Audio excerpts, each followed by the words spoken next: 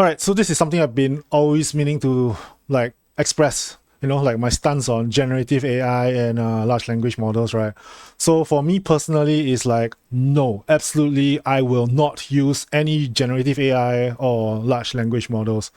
All right, so two things. First of all, these applications, this kind of software, right? They rely on data in order to to output their results and stuff like that.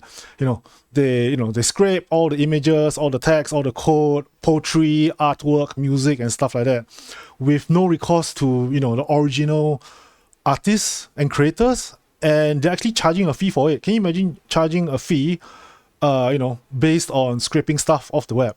It's like that's wrong.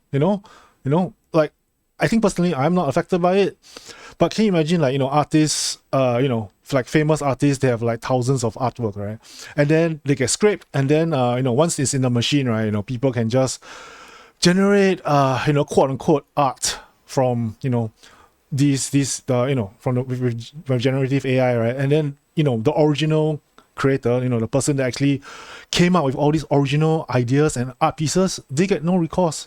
How is this right? How can it's like, this is absolutely wrong, and I will not stand up for this. That's why it's like, for me, no generative AI. And apart from this issue, right, which is kind of like a moral issue, right? It's power utilization. Like, for example, like, I'm sure you've read like how many new data centers have been being set up, or going to be set up in the future, in order to get more capacity for this quote unquote AI.